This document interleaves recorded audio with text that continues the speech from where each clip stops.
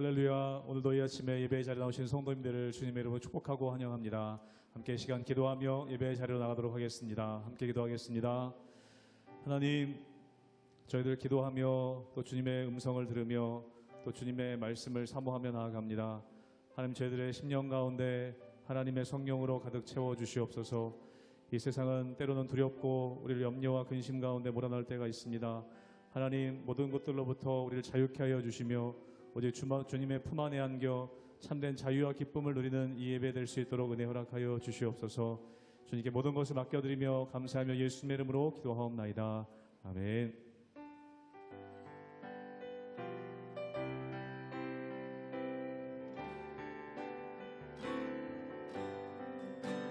나의 영원하신 기업 생명보다 귀하다. 나의 갈 길 다가도록 나와도 행하소서. 주께로 가까이 주께로 가오니 나의 갈 길 다가도록 나와도 행하소서. 세상 부귀 아니란과 모든 명예 버리고 험한 길을 가는 너가 나와 동행하소서. 주께로 가까이 주께로 가오니 나의 갈 길 다가도록 나와 동행하소서. 어두운 골짜 지나가며 험한 바다 건너서 천국문에 이르도록 나와 동행하소서. 주께로 가까이 주께로 가오니 나의 갈 길 다가도록 나와도 1절 한번 노력합니다. 나의 영원하신 기업 나의 영원하신 기업 생명보다 귀하다. 나의 갈 길 다가도록 나와도 행하소서. 주께로 가까이 주께로 가오니 나의 갈 길 다가도록 나와 동행하. 주께로 가까이 주께로 가까이 주께로 가오니 나의 갈 길 다가도록 나와 동행하소서.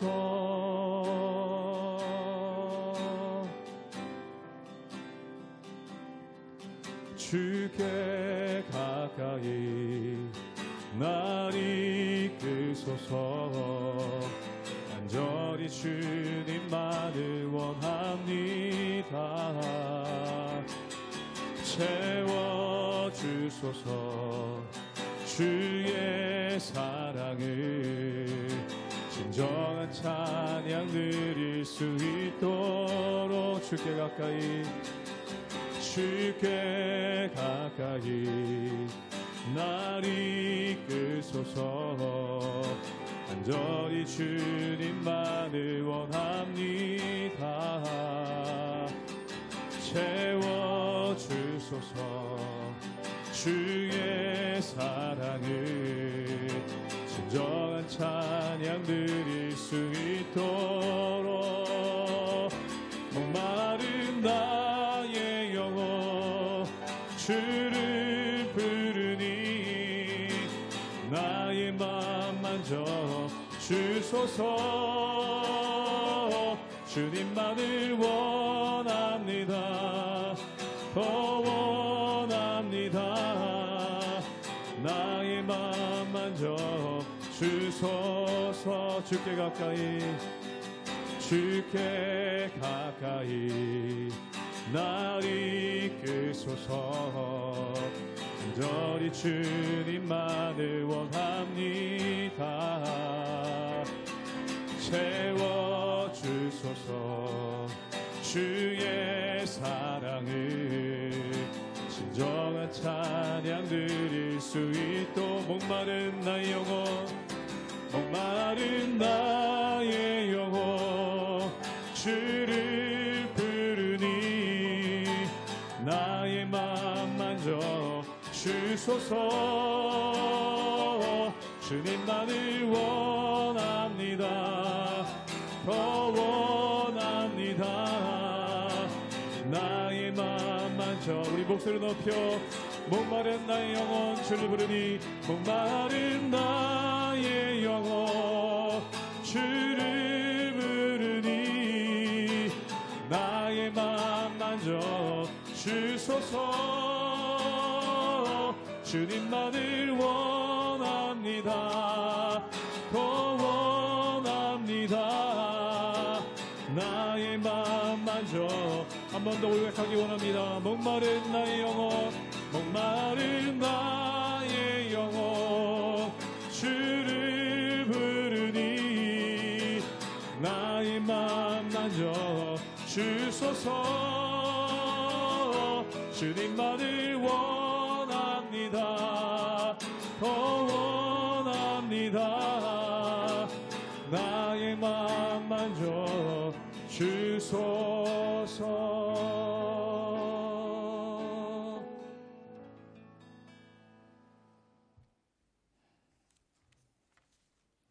할렐루야. 하나님의 은혜와 평강이 오늘도 우리 성도님들의 삶에 가득히 임하기를 주님의 이름으로 축원합니다. 제가 노래를 하나 부르려고 하는데요.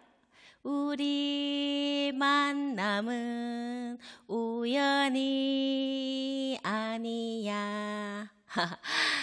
이전에 노사연이라는 가수가 만남이라는 노래를 신금을 올리면서 대유행을 했던 적이 있습니다. 그 가사를 들으면 많은 사람들이 공감하고 실감을 했기 때문에 너나 할 것 없이 애창을 했던 것 같습니다. 여러분, 만남이란 참 중요한 거죠. 내 인생에 어떤 사람을 만나느냐에 따라 인생이 좌지우지 될 수 있기 때문에 저와 여러분의 인생의 만남의 최고는 누구일까요? 바로 우리 하나님이신 줄 믿습니다. 물론 육적인 만남이 중요하죠. 하지만 하나님을 만났기에 우리는 신앙의 공동체에서 좋은 만남이 이어지고 있음을 확신합니다. 오늘 본문에 다윗이 왕으로 귀환하는 길목에서 두 사람과의 만남이 일어나고 있는데요. 그 만남은 어떤 만남이며 다윗은 어떻게 만남을 이루어가고 있는지 한번 살펴보고자 합니다. 사무엘하 19장 16절에서 30절까지의 말씀입니다. 바후림에 있는 베냐민 사람 게라의 아들 시므이가 급히 유다 사람과 함께 다윗 왕을 맞으러 내려올 때에 베냐민 사람 1000명이 그와 함께하고 사울 집안의 종 시바도 그의 아들 15과 종 20명과 더불어 그와 함께하여 요단강을 밟고 건너 왕 앞으로 나아오니라. 왕의 가족을 건너가게 하며 왕이 좋게 여기는 대로 쓰게 하려 하여 나룻배로 건너가니 왕이 요단을 건너가게 할 때 게라의 아들 시므이가 왕 앞에 엎드려 왕께 아뢰되 내 주여 원하건대 내게 죄를 돌리지 마옵소서. 내 주 왕께서 예루살렘에서 나오시던 날에 종의 패역한 일을 기억하지 마시오며 왕의 마음에 두지 마옵소서. 왕의 종 내가 범죄한 줄 아옵기에 오늘 요셉의 온 족속 중 내가 먼저 내려와서 내 주 왕을 영접하나이다 하니 수르야의 아들 아비새가 대답하여 이르되 시므이가 여호와의 기름 부으신 자를 조주하였으니 그로 말미암아 죽어야 마땅하지 아니하니까 하니라. 다윗이 이르되 수르야의 아들들아 내가 너희와 무슨 상관이 있기에 너희가 오늘 나의 원수가 되느냐. 오늘 어찌하여 이스라엘 가운데서 사람을 죽이겠느냐. 내가 오늘 이스라엘의 왕이 된 것을 내가 알지 못하리요 하고 왕이 시므이에게 이르되 내가 죽지 아니하리라 하고 그에게 맹세하니라. 사울의 손자 무비보셋이 내려와 왕을 맞으니 그런 왕이 떠난 날부터 평안히 돌아오는 날까지 그의 발을 맵시내지 아니하며 그의 수염을 깎지 아니하며 옷을 빨지 아니하였더라.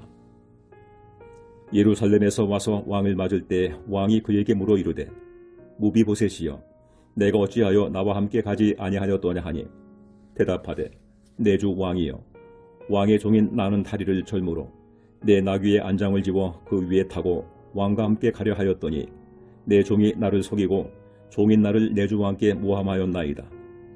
내 주 왕께서는 하나님의 사자와 같으시니 왕의 처분대로 하옵소서. 내 아버지의 온 집이 내 주 왕 앞에서는 다만 죽을 사람이 되지 아니하였나이까. 그러나 종을 왕의 상에서 음식 먹는 자 가운데 두셨사오니 내게 아직 무슨 공의가 있어서 다시 왕께 부르짖을 수 있사오리까 하니라. 왕이 그에게 이르되 내가 어찌하여 또 내 일을 말하느냐. 내가 이르노니 너는 시바와 밭을 나누라 하니 무비보셋이 왕께 아뢰되 내 주 왕께서 평안히 왕궁에 돌아오시게 되었으니 그로 그 전무를 차지하게 하옵소서 하니라. 다윗이 왕으로 귀환한다는 소식에 가장 당혹스럽고 두려워하는 한 사람이 있었습니다. 누구일까요? 바로 시므이입니다. 사무엘하 16장에 보면요, 다윗이 아들 압살롬을 피해서 도망할 때 시므이를 처음으로 만나게 되는데요. 시므이는 베냐민 지파의 유력자였습니다. 그리고 사울 왕의 친척이었죠. 사울 왕을 제치고 다윗이 왕이 된 데에 대한 분노가 있었던 것 같습니다. 정신없이 도망가는 다윗 일행을 보고 시므이는 먼지를 날리면서 돌로 던지면서 엄청난 저주를 퍼부어대는 것이 바로 사무엘하 16장에 보면 나오는데요. 그런데 압살롬이 왕이 될 줄 알았는데 다시 다윗이 왕으로 복귀한다는 소식을 듣고 그는 자신이 저질렀던 만행으로 두려워하며 가장 먼저 달려와서 목숨을 구걸하게 되는데요. 이 시므이가 정말 악한 자라는 것을 알 수 있는 것은 그의 동족 베냐민 지파 1000명을 데리고 왔습니다. 위협적인 존재라는 것을 보여주는 것이죠. 그리고 다윗이 도망갈 때 식량을 조달해 주었던 시바와 그의 가족들도 함께 데려왔습니다. 시바에 대한 다윗의 좋은 평을 하고 있는 것을 알고 어떻게 보면 자기는 베냐민 지파의 유력자이고 시바도 자기 옆에 있으니 자신을 함부로 죽일 수 없을 것이라는 계산을 하고 온 것 같습니다. 모양은 위협을 하는 듯 하지만 다윗 앞에서는 엎드려 목숨을 구걸하는 비굴한 자세를 보이고 있습니다. 이때 다윗의 마음은 어땠을까요? 참 괘씸했겠죠. 그런데 다윗은 그를 살려주겠노라 맹세까지 합니다. 어떻게 그럴 수 있을까요? 어제도 우리가 본문에 통해서 말씀드렸지만 다윗은 이미 마음을 비운 상태입니다. 어떤 사람을 만나느냐 무슨 일을 당하느냐 보다는 하나님께서 사람을 통해 어떤 만남을 통해 자신이 깨닫고 회개하고 돌아볼 점을 알려주신다는 사실을 인정하고 알고 있었기 때문에 시므이는 하나님의 도구로 악하게 사용되고 있는 자라는 것을 통달한 상태였던 거죠. 여러분, 혹 여러분 곁에도 너무 힘들게 하는 어떤 사람이 있습니까? 괴롭게 만드는 동력자가 있습니까? 그러면 그 사람은 여러분에게 거울이 되고 있는 겁니다. 그런 분이 있다면 불쌍히 여기십시오. 하나님께서 나쁘게 사용되고 있는 자입니다. 나의 부족한 부분, 고쳐야 할 부분을 깨닫게 하시기 위해 나쁘게 사용되고 있는 불쌍한 사람이라는 거죠. 그러니 죽이고 싶고 보면 괴로울지라도 그를 위해 기도해 주십시오. 기도하다 보면요, 나의 감정은 정리가 됩니다. 나를 사랑하시고 나를 더 정결케 하고자 하시는 하나님의 은혜를 느끼게 될 줄 믿습니다.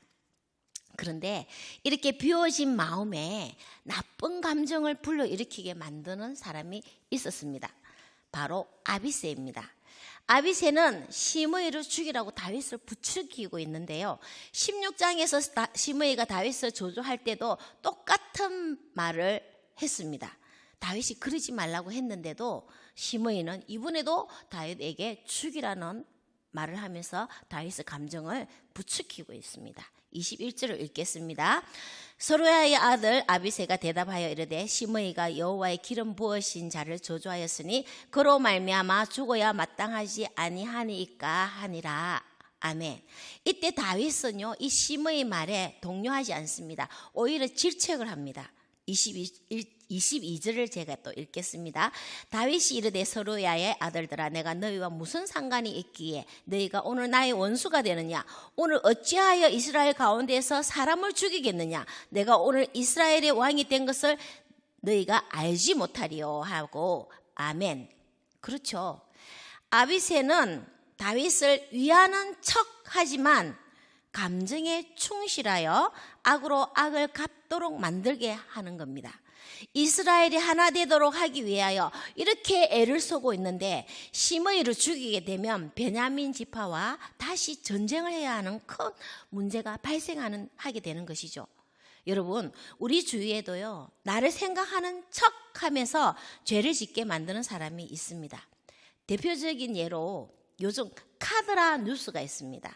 누가 뭐라 하더라, 당신에 대해 이랬다고 하더라, 이러면서 감정을 부추기고 화를 내게 만들고 미워하게 만드는 사람이 있다는 거죠. 여러분, 혹 이런 사람이 내 주위에 있다면 단호하게 거절하십시오.